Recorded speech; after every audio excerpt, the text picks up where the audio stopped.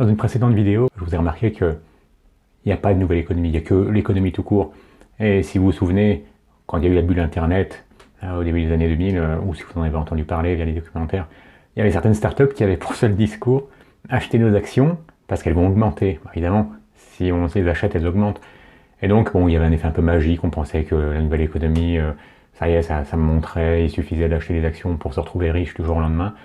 Donc bon, ça peut paraître bizarre aujourd'hui, mais il y avait un peu toute cette excitation, cette hystérie autour.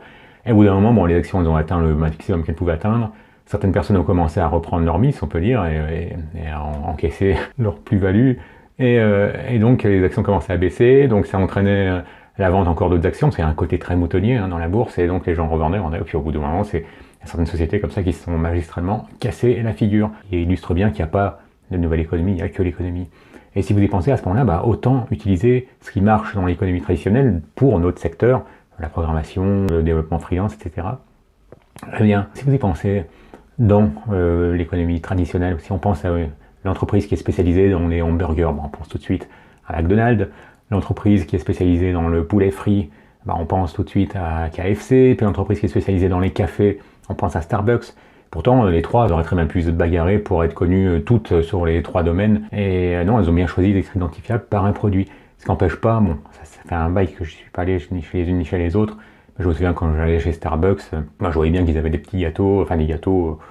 Bon, de temps en temps, j'en prenais avec le café. Ils n'étaient pas terribles, les gâteaux. Donc c'est certain que si j'allais chez Starbucks, comme quasiment tout le monde, c'était pour le café, bon, puis pour l'ambiance, on va dire un peu cosy. En informatique, il n'y a pas de raison, en programmation, si vous êtes développeur freelance ou éditeur, de réussir à être identifiable pour une techno particulière. Par exemple, moi, avec Code Concept, c'est JavaScript, et pourtant, la tentation serait grande de retourner voir ce qui se passe du côté de Python. Mais en fait, pour tout ce qui est programmation web ou mobile hybride, JavaScript, que ce soit en front, en back, en full stack, ça reste indétrônable pour tout ce qui est web. Et le web n'est pas mort. On a cru à un moment donné que les applications mobiles tueraient le web. En fait, non.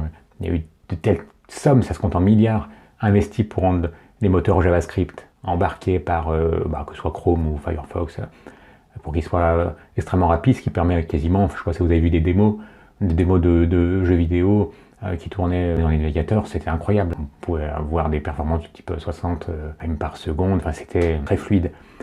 Et donc, pour en revenir au fait de se spécialiser, tout comme l'ont fait dans leur domaine, que ce soit McDonald's, KFC ou Starbucks, c'est de réussir à identifier sur une techno ou une spécificité vraiment très pointue. Je me souviens en mission, une fois j'avais vu un spécialiste qui lui était intitulé en gros signifiait qu'il était spécialiste en performance web.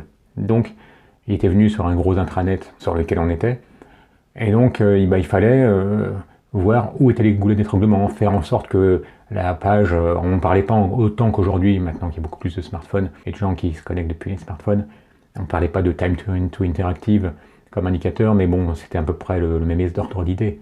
Faire en sorte que la première page s'affiche rapidement.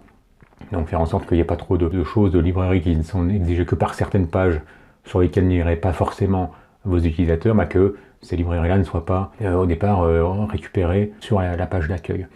Après, il nous avait montré également, c'était le début vraiment où les librairies JavaScript faisaient plus parler d'elles, les techniques qu'on connaît bien aujourd'hui, qui consistent à ne pas récupérer toute la librairie quand on a besoin que de 2-3 méthodes. À ce moment-là, on importe vraiment spécifiquement que ces 2-3 méthodes, si bien que on alourdit entre guillemets les données que télécharge l'utilisateur, elle passe finalement plus que de 10, 20 ou 30 kilos en lieu et place du presque mégaoctet qu'on téléchargeait quand on mettait toute la librairie sans faire trop attention. Alors il y a beaucoup de choses comme ça, et donc lui c'était sa spécialité, donc il était identifié comme personne qui était capable de repérer les goulets d'étranglement de très grosses applications, avec de très grosses volumétries.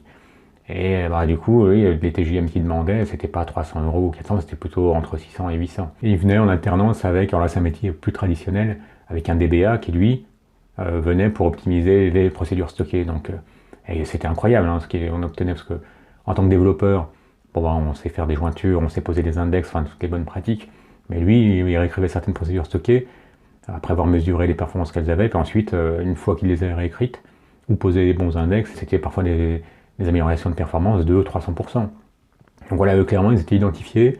Alors eux, c'était pas sur une techno, c'était sur une spécialité, la performance. Et donc, on pensait à des entreprises qui font des ventes privées qui sont très connues, elles savent très bien que du jour au lendemain ou à une heure précise, elles vont avoir peut-être des centaines de milliers de connexions en même temps. Donc là, on voit que pour ce genre d'entreprise-là, elles sont prêtes à débourser la somme qu'il faut. S'il faut, ce sera 2000 € la journée, si elles sont sûres qu'un spécialiste en performance saura faire en sorte que l'application sera très performante pendant le pic qui peut être incroyable pendant une vente privée. En conclusion, vous, que ce soit en tant que salarié qui veut avoir un salaire plus important, ou freelance qui veut avoir un TGM plus important, ou éditeur, quelle est votre spécialité, la chose sur laquelle vous voulez être identifié comme étant un spécialiste en quelque chose. Je vous ai convaincu que se spécialiser, il n'y a pas de raison que ça ne paye pas, puisqu'on a bien vu qu'il n'y a pas de nouvelle économie, il n'y a que l'économie tout court. Donc au même titre que KFC, McDonald's ou Starbucks, eux ont vraiment beaucoup profité du fait qu'on les identifie facilement sur un produit, une spécialité. Vous, allez, n'hésitez pas à mettre en commentaire ce en quoi vous voulez être identifié, quelle est la spécialité sur laquelle vous voulez être identifié, ou un domaine métier spécifique, ça pourrait être aussi croisé de niche, être spécialisé peut-être sur le JavaScript front, et en plus dans un domaine métier particulier, parce que, je sais pas moi, vous êtes spécialisé, vous avez des clients spécialisés dans un domaine.